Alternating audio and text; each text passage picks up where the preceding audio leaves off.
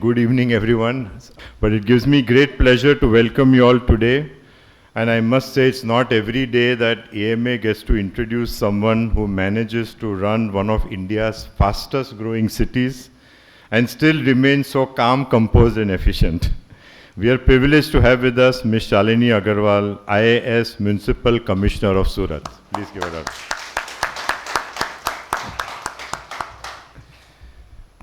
Sometimes I was thinking that for us to maintain a company or maintain a household or a factory is stressful, whereas Shalini Ben is running a city which is more than 70, 80 lakhs, I think 80 people, so 85 lakhs in Surat, one of the fastest growing cities in India.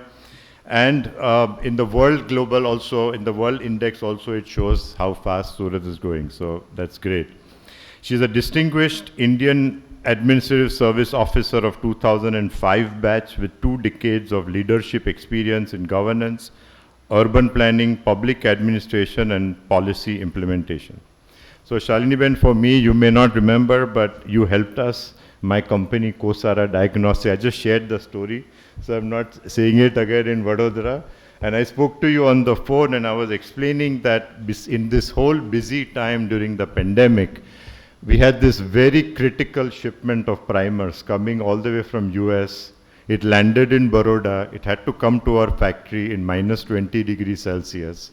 And someone had to help us, because if it didn't come, government of Gujarat and the people of Gujarat would not get the PCR test.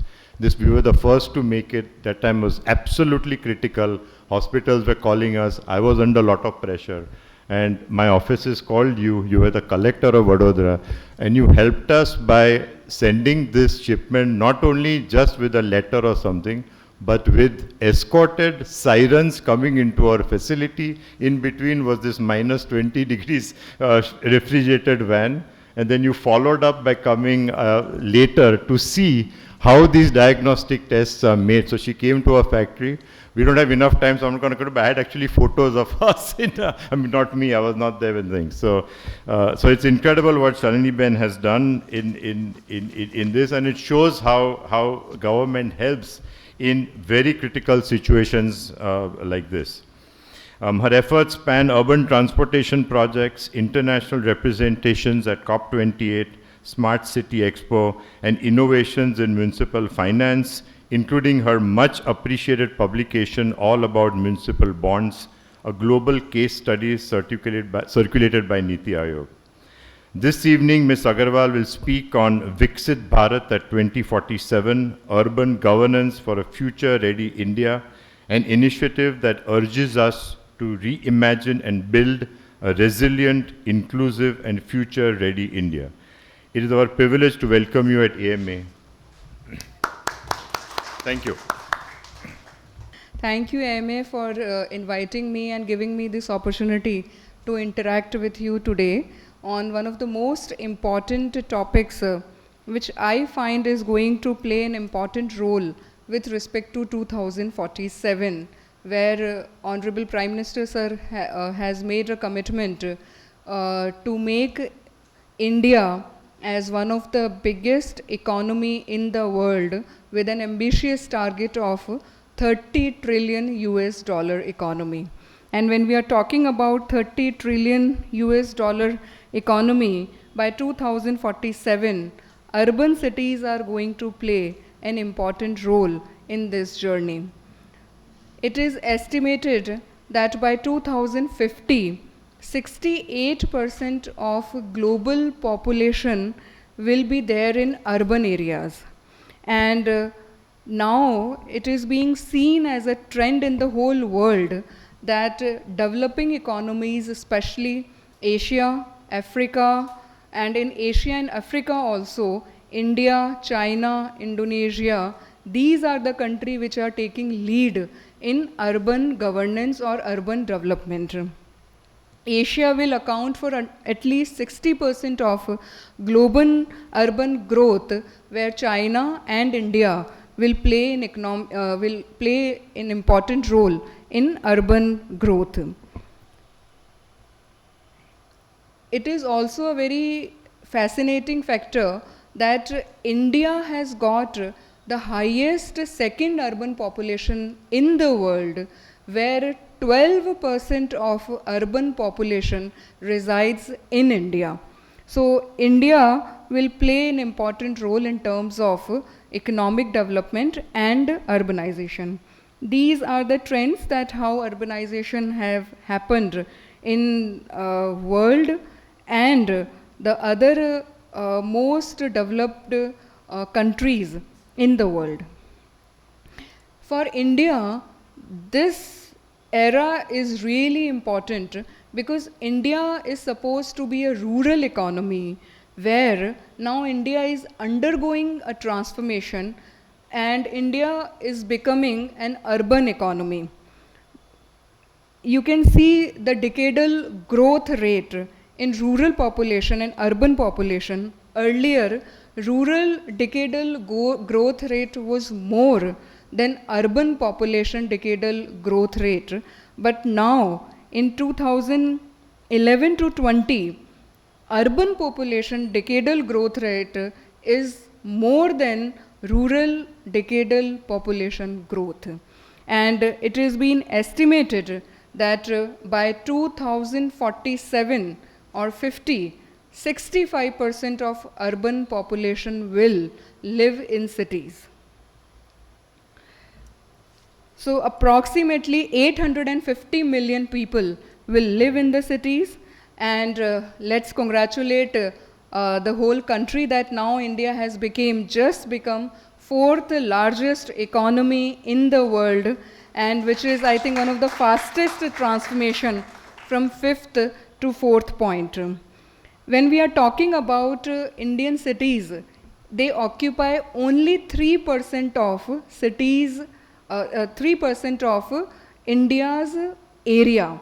That means that 3% of area of the country is occupied by urban cities, and which is contributing around 60% of GDP. By 2047, it is being estimated that 85% GDP will come from cities and 50 to 60% population will reside in urban cities. So cities will lead economic growth in the country in next 20 to 30 years. These are some of the figures of urbanization among different states. I will just skip these slides. I would quote that Indian cities and urban cities, the way they are increasing in terms of size and in terms of population, it is equivalent to even some of the most important countries in the world. Like Delhi, the population of Delhi is comparable to Canada. Mumbai is comparable to Australia. Kolkata is comparable to Netherlands. Bangalore is comparable to Sweden. Chennai is comparable to Belgium. Hyderabad to Portugal.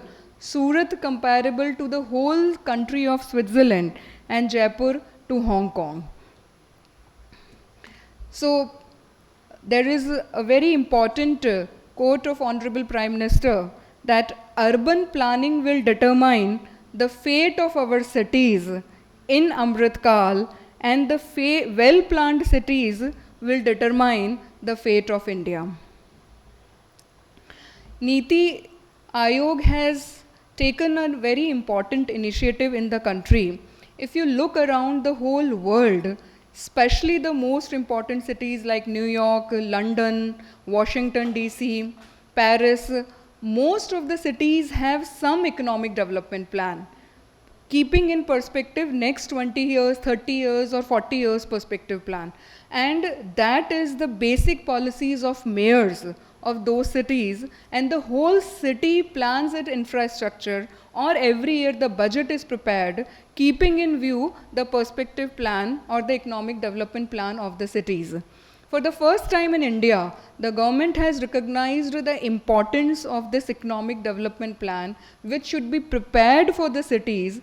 Niti Aayog took this initiative 1.5 years back, and 4 cities in India were selected to prepare economic development plan for the first time.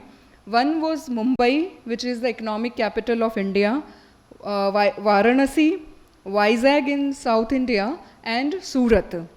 Later on, Niti Aayog realized that the area which is surrounding the city should also be part of that growth hub plan, because you cannot see city as an isolated entity.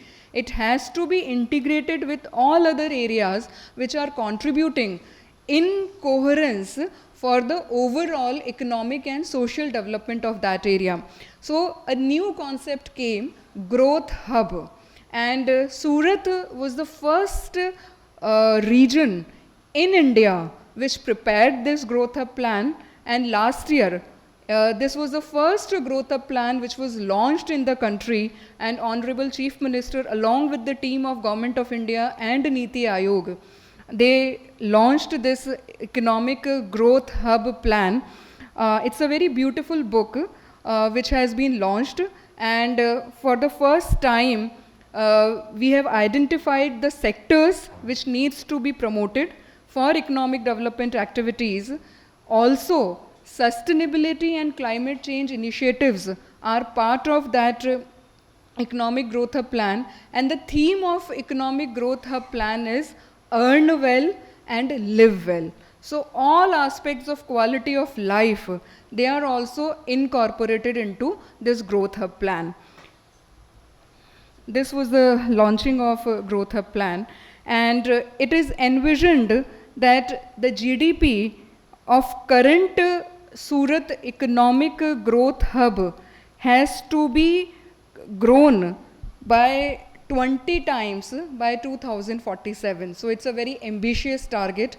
Gujarat has made a 2047 Viksit Gujarat growth hub plan, and in which government of Gujarat has taken an ambitious target of increasing its GDP to 2047, and with respect to that, Surat growth hub plan has got a very ambitious plan of increasing its GDP. These are the sectors which have been identified in this growth hub plan, which includes textiles, diamond, pharmaceuticals, manufacturing, IT, service sector, and lots of tourism. Then because it's a tribal area also, surrounding area, so agro processing, organic farming, cattle development. Along with that, there are different kind of themes, like Surat Growth Hub will be projected as global manufacturing hub in India. It will generate next generation workforce. It will promote business and leisure travel. It will be moving towards green shift or sustainability or climate change actions, and overall rising incomes and quality of life will be promoted in this growth hub plan. These are different sectors which I have just spoken where it will be promoted. Then after preparation of this growth hub plan, for the first time concrete 51 projects have been identified, and these 51 projects along with the location have been identified, on which now Government of India, Government of Gujarat and Surat Growth Hub will be working together. So this is the first time in the history of Gujarat where an economic development plan will lead the growth of city and all the districts surrounding that growth hub plan.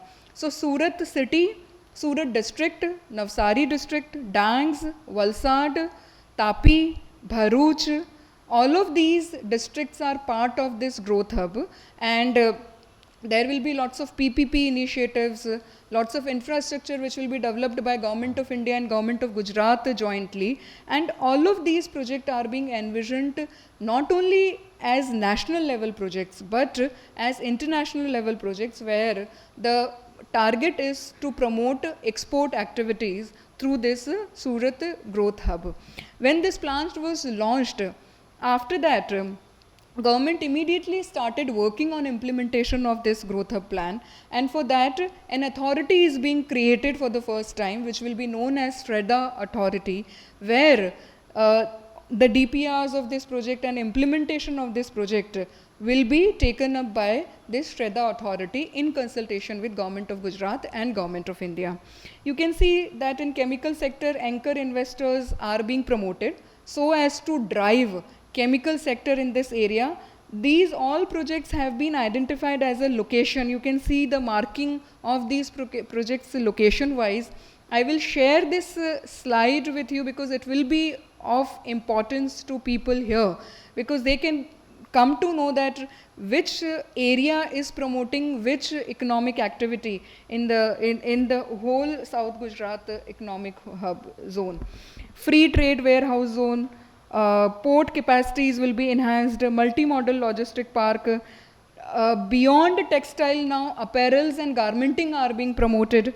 Beyond diamond now, jewelry manufacturing is being promoted. And the Dream City, if you are aware that it has got world's largest Surat Diamond Burj, which is the largest office building in the world. The whole concept of a new Bharat Bazaar is being envisioned in this Dream City, which will be the biggest market in India. If you go to Dubai, you will find best of the brands and all kinds of items in Dubai for shopping, whether it is for business to business or whether it is for business to customer. If you go to Guangzhou in China, you will find all kind of materials for business to business. Bharat Bazaar is merging both the concept of Dubai and Guangzhou, where B2B will be promoted and B2C will be promoted. B2B will be known as boards, so textile boards, jewelry boards, they will come up, and B2C will be promoted as souk, so textile souks, jewelry souks will come up. Also, because India has got lots of diversity in terms of handicrafts, handlooms, make in India products, so huge artisan village and huge area will be allotted for people who are working in these areas and artisans from all over the country.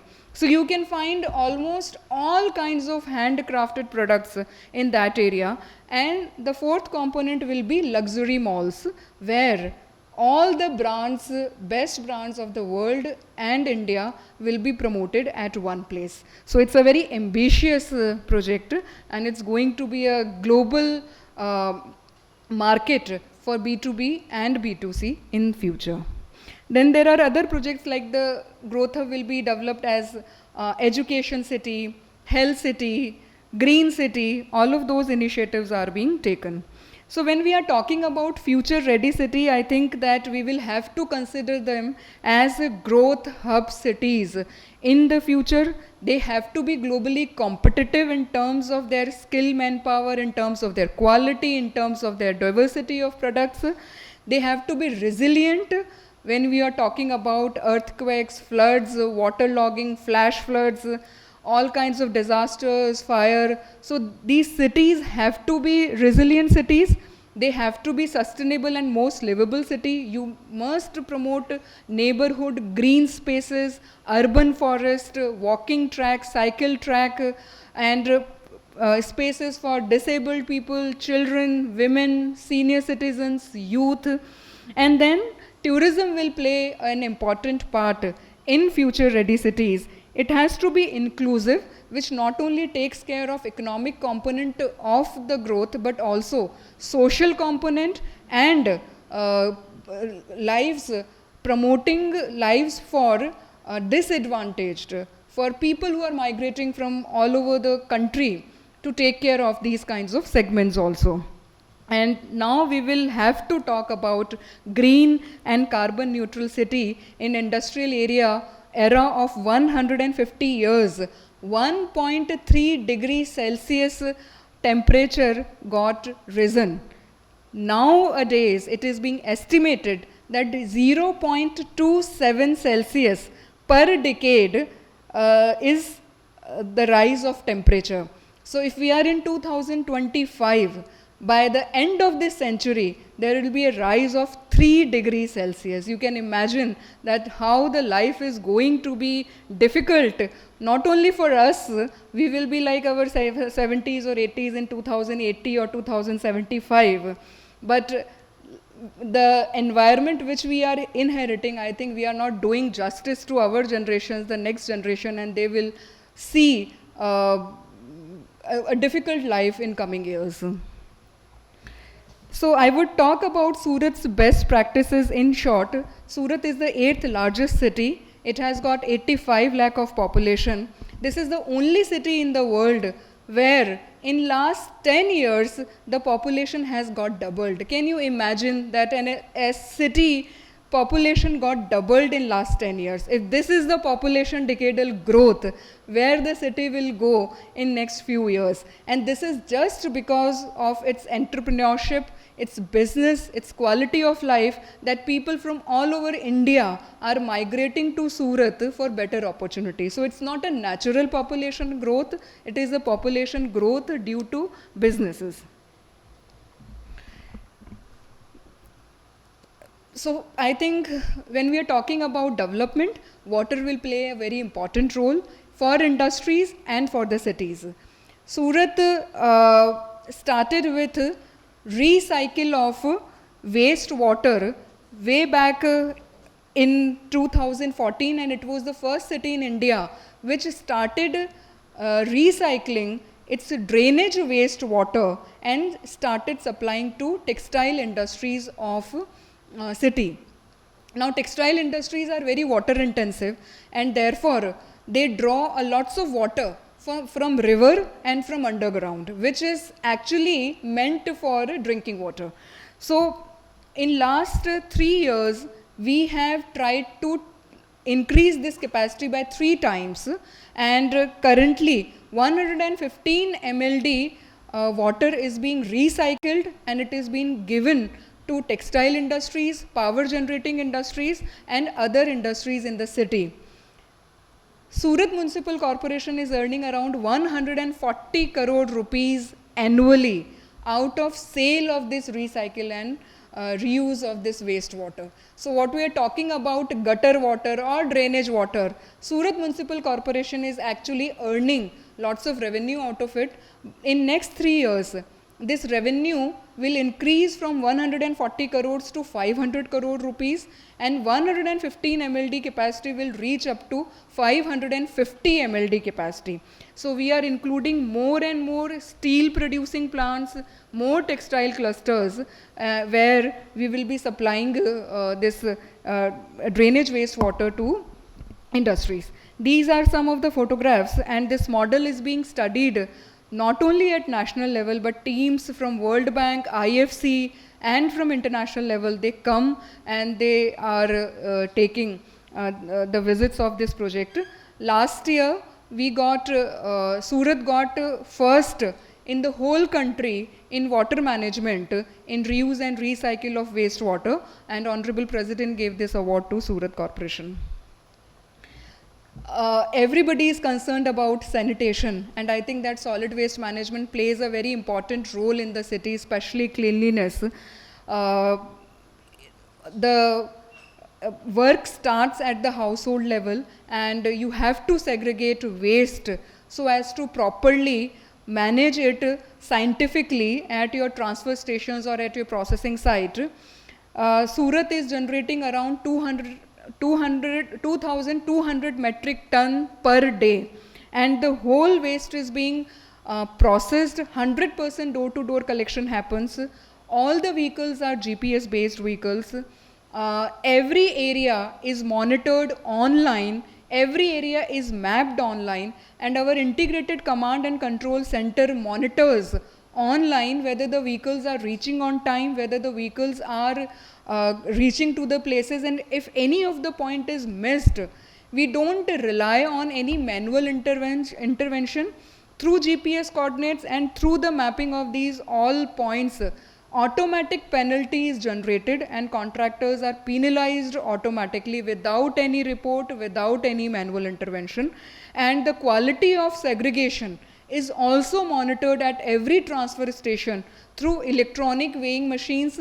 Where the vehicle comes, again every vehicle is RFID, so we don't entertain any manual intervention. The RFID vehicle is read and the data is automatically fetched at integrated command and control center.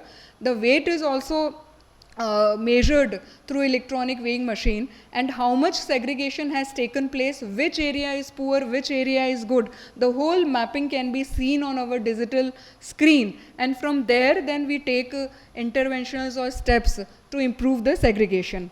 And also on the main roads, automatic sweeping machines, a huge network of sweeping machines are procured, and they do the cleaning in the night when the traffic is really less. So all the main roads of city are swept in the night. Again, these vehicles are GPS based.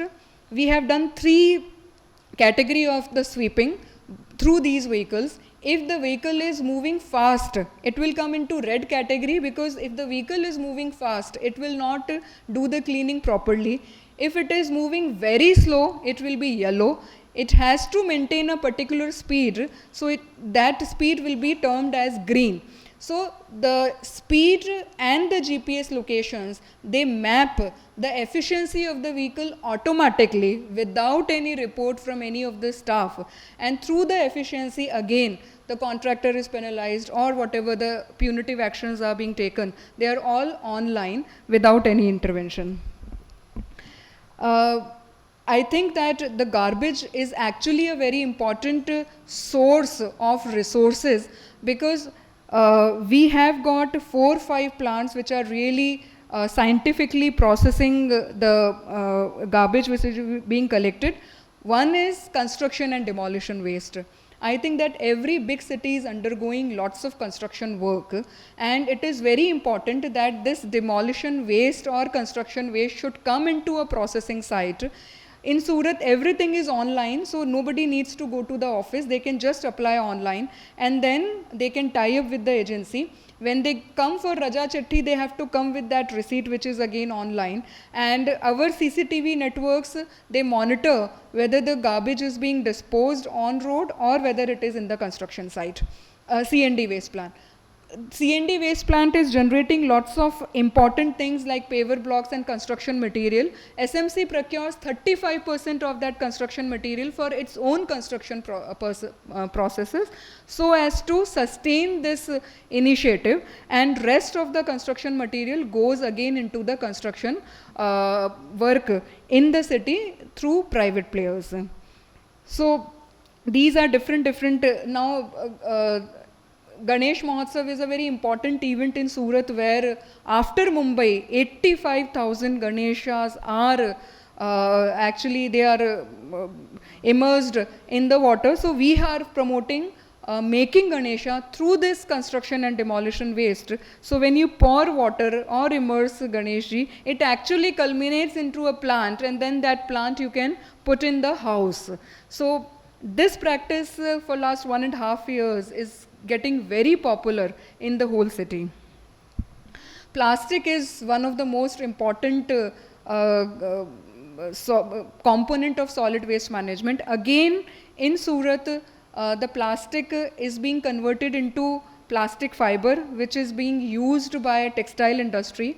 Secondly, we are using shredded plastic for construction of roads. So Surat was the first corporation in India which started shredded plastic for the construction of road.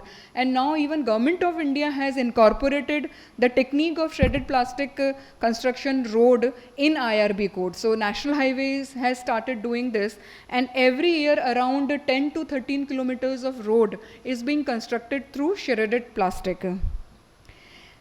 We were the first city in India which removed legacy waste.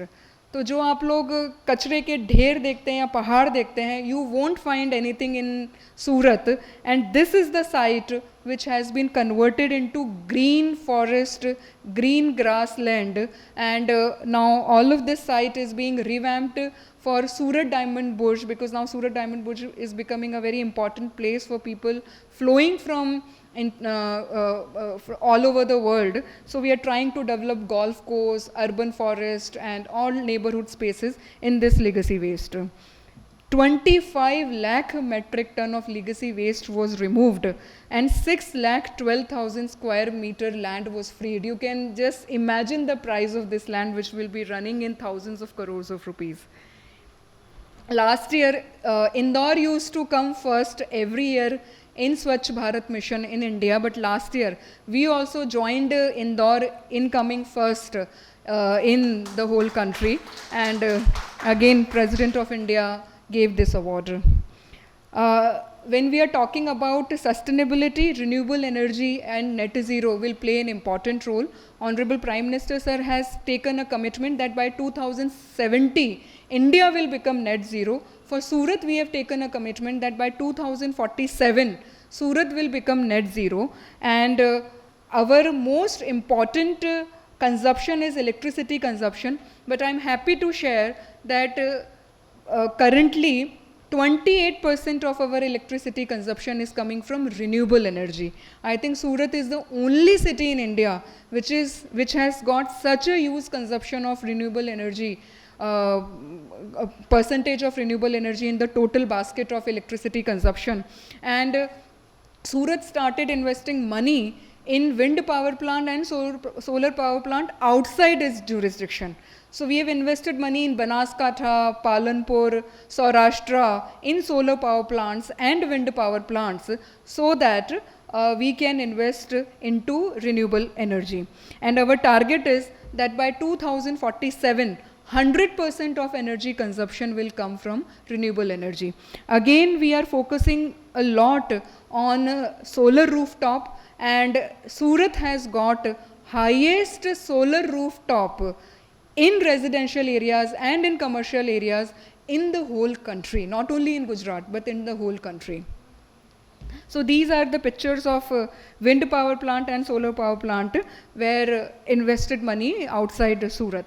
Again, electric buses and electric vehicles are very important part of public mobility and public transport. And when we are talking about future ready city, I think public transport will play a very important role. Surat has got the longest BRTS corridor in India, but before 3 months, it became the first BRTS corridor in India where 100% electric buses are running. So no diesel bus, no CNG bus, all the buses have been converted into electric buses with beautiful infrastructure of depots, bus depots, repairs and maintenance. And now even with GIZ, that's a German international organization, and Mahua of Government of India and Government of Gujarat, in the world we have pilot one project where solar power is being generated, it is being stored in the battery, and these batteries are of reused electric vehicles battery. So solar power is getting generated into second hand batteries of electric vehicles, and those batteries we are using for charging of electric buses. So this was the first project which GIZ initiated, and they chose Surat because it was the first city in India to have 100% electric buses, and it was completed only in 1.5 months. So before 3 months the MOU was signed in front of the Chief Minister Sir, and just in 1.5 months the whole project was completed. We have also promoted private vehicles through electric vehicle policy, where 100% vehicle tax exemption is being given to people in Surat city who is procuring 2-wheelers, 3-wheelers, 4-wheelers which are electric in nature. Secondly, we are promoting pay and park, 100% free of charges for them. Third, we have created a huge infrastructure of public charging stations at public places. The locations are mapped in Google, so anybody can just open those public charging stations and they can just see the location and whether it is free or not, or what are the charges and how much is the vacancy there. All of these things can be seen online, and because of all of these initiatives, Gujarat's 35% electric vehicles are in Surat, and India's 2.5% electric vehicles are in Surat. So when Prime Minister Sir came 1.5 years before in Surat, he termed Surat as electric mobility city of India because of use of electric vehicles in good numbers. This is a very important and very interesting project. Surat has got a huge network of creeks. Even Ahmedabad might have got creeks which passes through the city. And this was the dirtiest area of Surat city, where everybody used to dump garbage. And people were really, they didn't want to stay in that area. But with Mahua and AFD and European Union, we took this project, and 60 hectares of urban forest is created in 2 years. So first you imagine that getting the land of area of 60 hectare right in the middle of city was quite challenging, and we made lots of micro TP schemes and TP schemes, and we did lots of stakeholders meeting with private people to get the land. And 5 lakh plantations are done in this biodiversity park.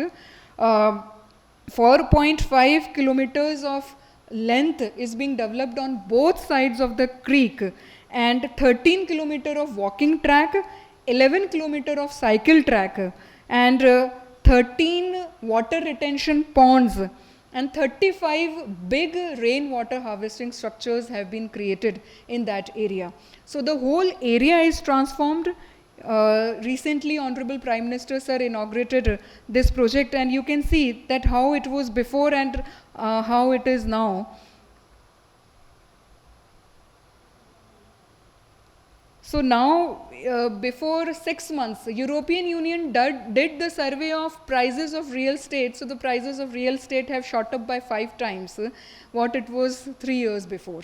So the whole area is now getting flooded with people of all ages, like senior citizens, women, who are coming in this biodiversity park. And this biodiversity park is South Asia's largest biodiversity park. Recently, I made a presentation in United Nations Environment Program in Delhi, where there was a global conference, and they selected it as one of the best practices to present it at a global level. And last year again, we came first in Swachh Vayu Sarvekshan in the whole country. So this award was given to us. This is my last point. Digital governance. I think that every department or every corporation, they crib about manpower and staff. But the way development is taking place in the cities, I think that we need to empower ourselves with technology, artificial intelligence, and with digital governance to reach out to maximum people and for efficiency and efficacy. This is India's largest integrated command and control center. And almost all the services of municipal governance, they can be tracked, monitored, planned on this integrated command and control center. Again, this was inaugurated by Honorable Prime Minister Sir. You can see that how huge this building is, and we have listed the services. These are just few numbers, but it is much beyond that. Almost more than 600 services are being monitored through this digital command and control center. Just few quick examples in this, that the whole traffic is being monitored into it. So which road has got how much of traffic density, the speed violations, helmet violations, red light violations, everything is being tracked into it. E-memo goes to the houses or the commercial premises of people, and the whole traffic management is being monitored through ICCC. We are using it extensively for Swachhta monitoring. So if people are throwing garbage, our artificial intelligence software is being created, where if you can see the left hand side where a girl is or a lady is throwing garbage. So our artificial intelligence software, they extract those kinds of videos itself, and then the alert goes to our mobile teams, and then the teams take actions on the field. So now I don't need 20 people to sit on the screen and see that where people are throwing garbage. Rather than that, no person is required, and this artificial intelligence software gives us the video and we take action. Secondly, stray cattle. You can see that on the right side, Whenever there is a stray cattle movement, the artificial intelligent software tracks this movement. So if there is a human movement, it will not track. If there is a cattle movement only, then it will track and it will give us alert about this cattle movement. We have done 100% RFID of cattle. So we need not go to the field. Those RFID tags are read online. That RFID tag has got owner's name, its address, phone number, everything into it. So again, our memos go to his house automatically. Likewise, spitting. So we have tied up with RTO department, and again our artificial intelligence software tracks this movement. Whenever anybody spits, his vehicle number is tracked through RTO, and again e-memos goes to his home or offices wherever the number is registered. Sorry? Yeah, spitting on the roads. Spitting on the roads, spitting on the bridges, spitting on the gardens, spitting on the public places. Wherever they spit, this software tracks them automatically. Yes, yes. Yes. So initially, people were actually protesting that because they didn't know that they will be captured in the cameras and all. Yes, you have to pay for that. So, but now if a person is residing in north of your city and if he is spitting in south of your city, he will be tracked. And again, all the buses, their schedule, everything is online. So if any bus defaults in time of scheduling, or if gets delayed, the contractor is penalized automatically. We don't ask any manual report. Everything is mapped into in our command and control center. We have a single money card. Kochi and Surat, they are the only cities in India which started with single money card, where a single money card can be used for BRTS, city buses, for any of our services like science center, aquarium, community halls, sports facilities, and now even in Surat, private people are accepting that single money card. So if you go to any restaurant or commercial places, you can use that money card for the payment. And now we are integrating it with Metro, which is coming up in Surat. I've already talked about those lines and smart solid waste management, RFID and everything. So we got second best city award in smart cities for this integrated command and control center, again by the Honorable President. And when we are talking about development, we will have to take care of people who work for us, especially labor who is migrating from all over the country.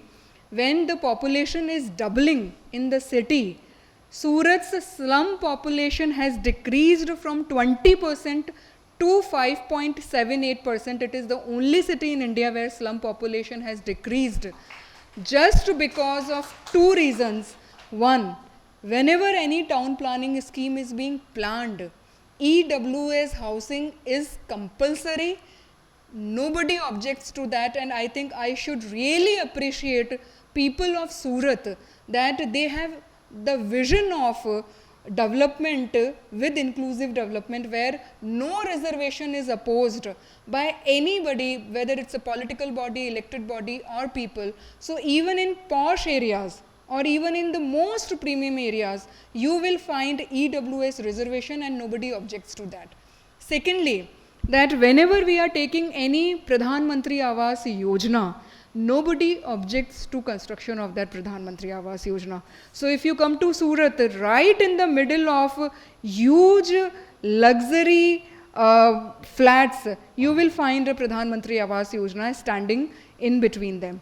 I think that it talks about inclusive development in two senses. One, that the workforce is spread equitably in the whole city, so they need not travel, or there is no ghettoization, or there is no cluster development of these people.